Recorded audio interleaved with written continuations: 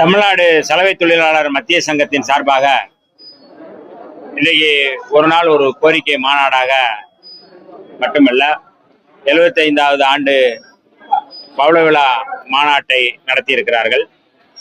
இந்த மாநாட்டில் பங்கேற்று அவருடைய கோரிக்கைகளை அவர்களுடன் பேசி அந்த தீர்மானத்தை கேட்டறிந்தோம். அவர்கள் 5% உள்ஒதுக்கீடு கேட்கிறார்கள், எம்பிசி பட்டியலில் இருக்கிறார்கள். அது மட்டுமல்ல, அவருடைய சமூக பொருளாதார நிலையை கண்டறிவதற்காக சாதிவாரி கணக்கெடுப்பையும் கேட்டிருக்கிறார்கள்.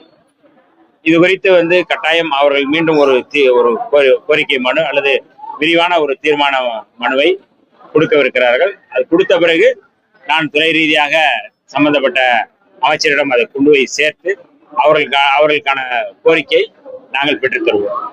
5ஆம் தேதி சட்டப்பேரவை கூடுவதாக மாண்புமிகு பேரவைத் தலைவர் அவர்கள் அறிவித்திருக்கிறார்கள்.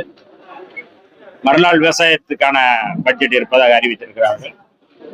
அவை அன்றைக்கு அவர்கள் முந்தைய பட்ஜெட்டை விட இந்த பட்ஜெட் கட்டாயம் தமிழ்நாட்டில் கவனத்தை ஈர்க்கக்கூடிய மக்களுடைய பொருளாதார நிலையை உயர்த்துவதற்கு மேம்படுத்துவதற்கு கட்டாயம் அமையும் என்பதில் எந்த மாற்று கருத்துமில்லை. அப்படியான ஒரு சிறப்பான ஒரு பட்ஜெட் இருக்கும். சாதிவாரி கணக்கெடுப்பு குறித்து நீண்ட காலமாக அவர்கள் நம்ம கோரிக்கை வைத்திருக்கிறோம். ஒன்றிய அரசு இதை நடத்த வேண்டும் என்று கடந்த சட்டப்பேரவையிலே சொல்லப்பட்டிருக்கிறது. அது குறித்து என்ன மாதிரியான முடிவு என்பதை அமைச்சரவை கூடி அது முடிவு.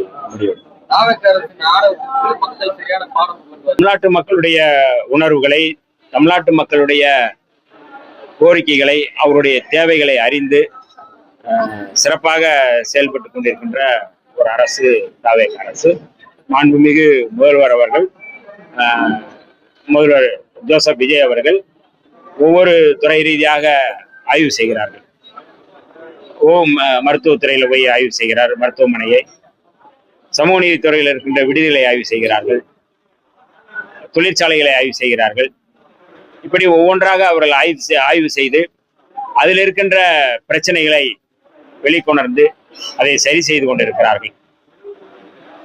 ஆணவமான நிலையில் துறைகள் இருக்கக்கூடாது, அந்த ஆணவத்தை அழித்துவிட்டு முழுமையான மக்களுக்கான செயல் திட்டங்களை, நலத்திட்டங்களை கொண்டு வர வேண்டும் என்று துறை ரீதியாக அவர்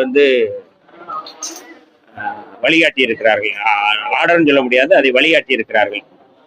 ஆகவே கடந்த காலங்களில் இருந்த ஆணவ போக்குகள் மாறி ஒரு சமத்துவ போக்கு உருவாக வேண்டும் என்கின்ற அடிப்படையில் ஒவ்வொரு துறை ரீதியாக மாண்புமிகு முதல்வர் ஜோசப் விஜய் அவர்கள் இந்த முன்னெடுப்பை நடத்துகிறார்கள். அந்த வகையில் ஒரு சமத்துவத்தோடு அமைச்சரவையில் இருக்கின்ற மற்ற அமைச்சர்களோடு கலந்து பேசி எந்த விதமான ஆணவமும் இல்லாமல் மக்களோடு மக்களாக நின்று பணியாற்றக்கூடிய மாண்புமிகு முதல்வர் அவர்களுடைய செயல்பாடுகள் இன்றைக்கு மக்கள் மத்தியிலே பேசப்பட்டு வருகின்றது. ஆகவே இதில் எந்த விதமான ஆணவமும் இல்லை என்பது என்னுடைய பார்வை. அதாவது தாவேகாவை விட நாங்கள் தான்